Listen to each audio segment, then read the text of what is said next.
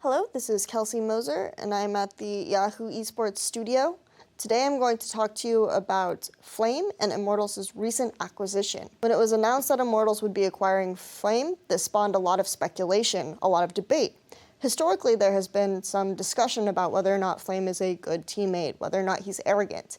He's one of the greatest top laners in League of Legends history, and yet he's been benched on two of his past teams, LGD Gaming and Longju. So the question became, is Flame washed up? Is he still a good player? I'm not necessarily here to answer whether or not Flame is a good teammate, whether or not Flame had any issues working with his teams, but I do think it's a good idea to break down exactly what Flame has done in game, whether or not that has changed much, and what Immortals can do to make sure that he is successful long-term for their roster. So originally, this year, Flame was a member of Longju. Longju was a team that didn't necessarily have the best or strongest teamwork. There was a lot of issues with their team synergy, with their macro play that people brought up a lot. Coach Lesboy came under a lot of criticism. But when you did watch Flame play, when he got a lead, he was still pretty effective in team fights. There were games where he was still very much able to zone well as a tank player and play well in team fights, and a lot of that came down to the fact that in lane he could still get very large CS leads. So how did Flame get some of these CS leads, and why was he so effective with the lead? Flame is very famous for gaining lane advantages, and a lot of the ways that he gained lane advantages had to do with wave manipulation.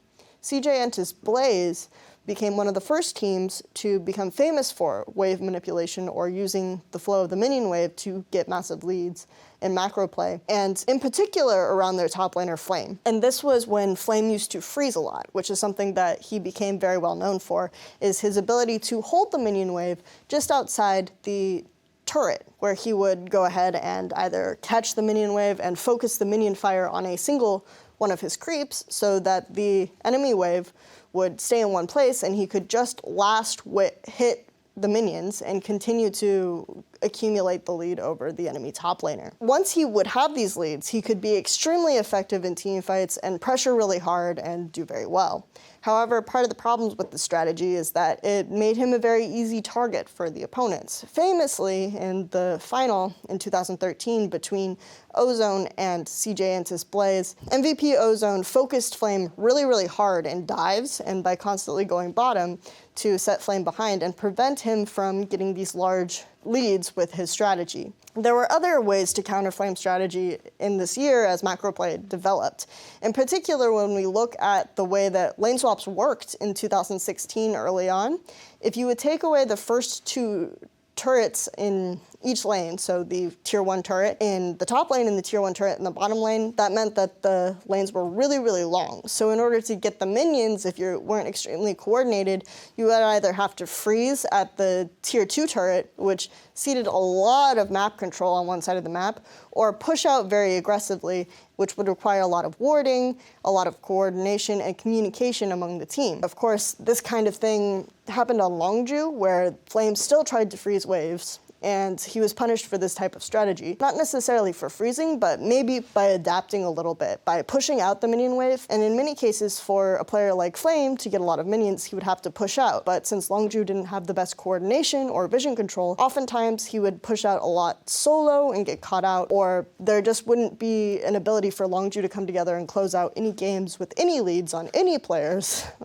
whatsoever, no matter who was ahead. So there is some speculation that on LGD Gaming, Flame was much more of a team player in 2015. This was a very different scenario because this was a case where LGD would play the first game with Acorn and the second game with Flame, and LGD came out and said towards the end that they preferred and they worked better with Acorn. So Flame didn't see a lot of play until the World Championship. But then very famously, LGD had their comeback where they went 2-1 after going 0-3 in the first week of the World Championship. They still didn't make it out of the group stage, but Flame's performance was very memorable. I believe at that time that Flame was actually still doing very much the same thing, getting leads on himself while LGD sort of made arrangements on the rest of the map. He went for instances where he did freeze wave. Against KT, there was an instance where he freezed the wave in particular, and he was successful with that. He was able to get the lead there. Even when he wasn't in that lane freezing the wave, he farmed the rest of the map. He got a lot of camps. Of course, that was at a time when the meta was slightly different. You would either have hybrid lanes and lane swaps, or you would push out just one lane and then you would match top or match bot much more simply. In the LGD Gaming versus Origin game in week 2 in particular, LGD Gaming started out in a fairly standard lane swap configuration with both their bottom lane and their top laner fast pushing, as was relatively standard. However, instead of Origin following through with that, they sent their top laner and their support to the top lane in a hybrid lane swap. So Flame knew then that he could teleport to the bottom lane and go ahead and freeze there without chance of a dive. So in this case, he's creating a scenario where he can freeze safely. It's not like lane swaps in 2016 where both turrets are gone and suddenly he's stuck in a long lane without a safe scenario for freezing. In fact, LGD Gaming still had problems when they played with Flame of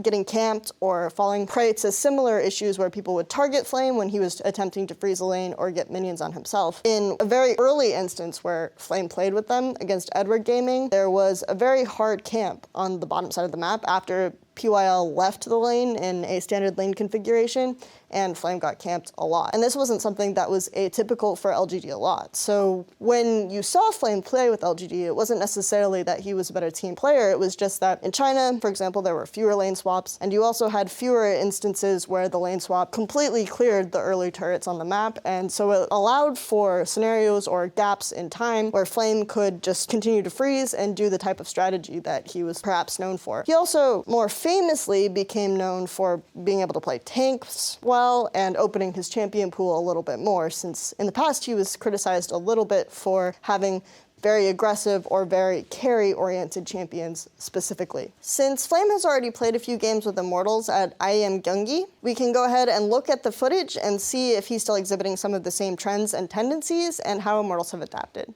So at the start of this clip, Pobelter dies, and in order to deter J-Team from advancing, Immortals makes a teleport decision with Flame. Instead, they decide to make a play top lane, so it is a bit of a diversion, and make the trade happen there. So even though Immortals end up in a situation where they're able to kind of make the trade even or recoup some of their losses here by sending Ola their support to the top lane to give control of the top lane to Flame and allow him to control the minions to sort of bully Morning, even though it's a good matchup for Kennen, Flame is able to get control here and push out the wave or freeze rather aggressively and make that count. However, J-Team have a window where they can use Morning's teleport to make a play and punish the fact that Immortals had to use their teleport to deter J-Team's aggression earlier. J-Team, right here, are going to make a very intelligent teleport play, and this trade goes drastically in their favor because they have 5 members in the bottom lane, and Immortals isn't able to add their top laner. However, while they're doing this, you can see Flame at the top continuing to push minions and get a very, very heavy and substantial CS lead, and continue to prolong that lead against J-Team. The mistake that J-Team make here is that despite getting a really, really good trade,